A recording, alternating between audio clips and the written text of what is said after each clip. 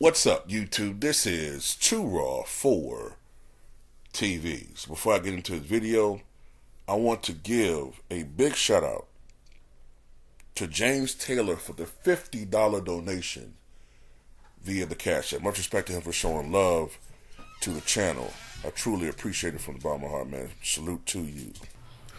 One of the biggest criticisms of modern day players is that, they're not available. Considering that the NBA has done all these different things to try to aid in the health of players,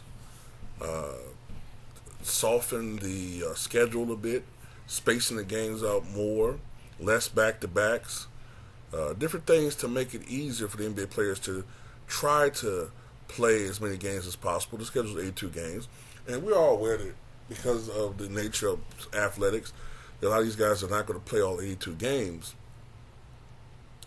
But the average number of games that these guys have been playing has been dropping.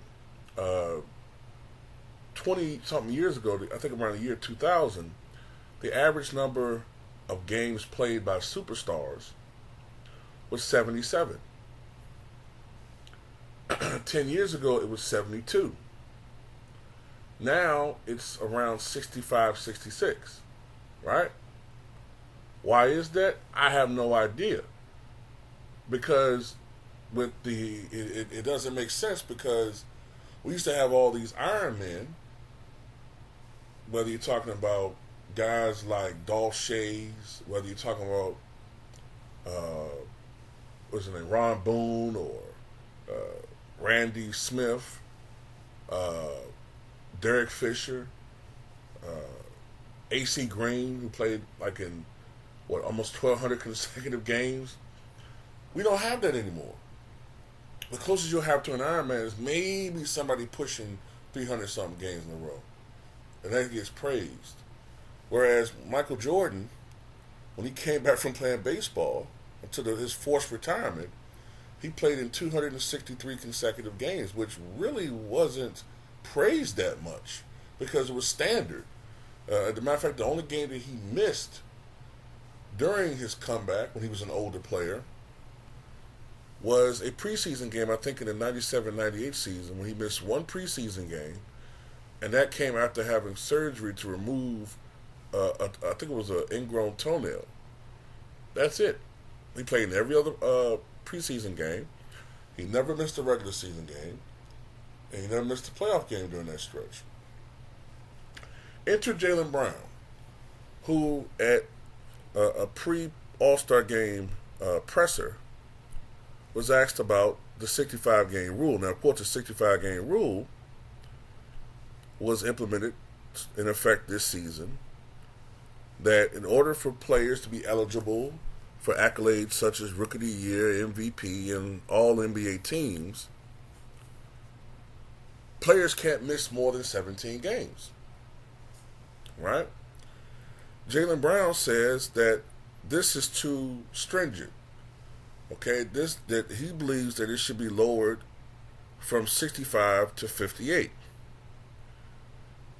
And he's opposed to the number of games that the league has, and that it should be 58. He said that, I'm trying to get I'm trying to see exactly what he said.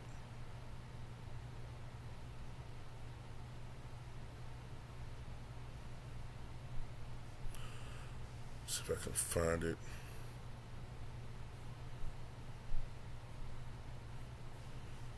I'm trying to see the exact quote, because this article doesn't have the exact quote from him, but he did say that it should be 58 games, and he expressed this in a press conference.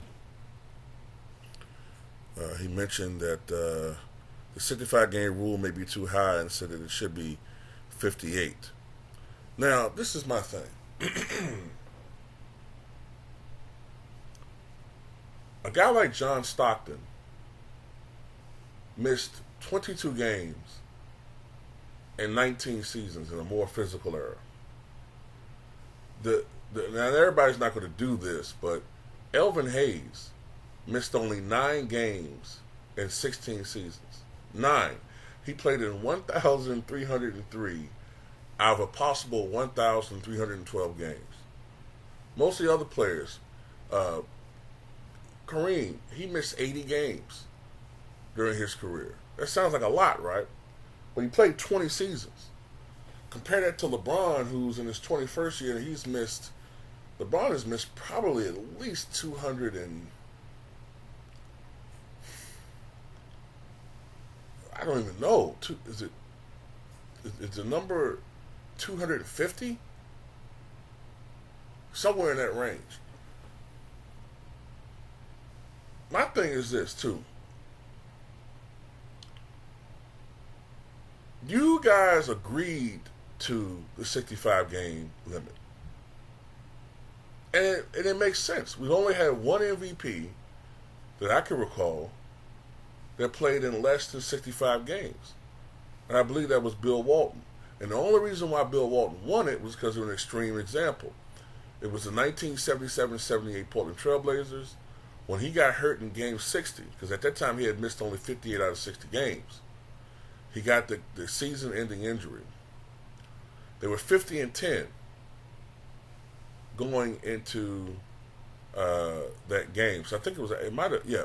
So it's 50-10 going into that game, or they're 50-10 after that game. It was either the 60th or 61st game of the season. Might have been the 61st. So they were 50-10 going into that game. He gets hurt, never plays for the Portland Trailblazers ever again. The rest of the way they go 8-14. That's how vital he was for that team.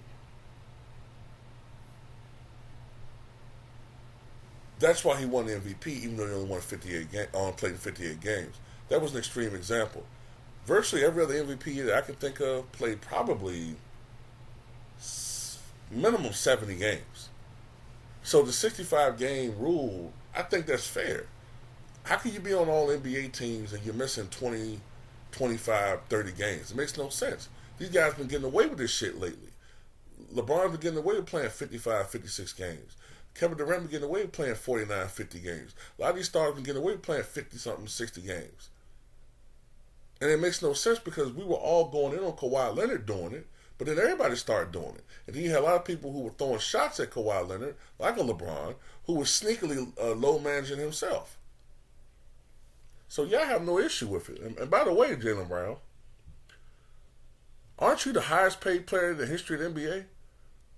I'm not trying to knock him, but bro, nobody want to hear you complain about shit, bro.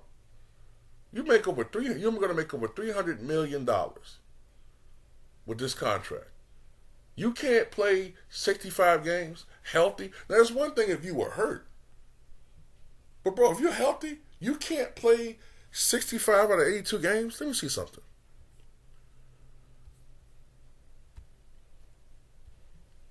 $65 out of 82 games. That's 79%. You can't play at least 80% of the schedule? That's too much. So you guys wanted to be 58. Or you wanted to be 58. Which is 70%. So you want to be able to miss 25 games.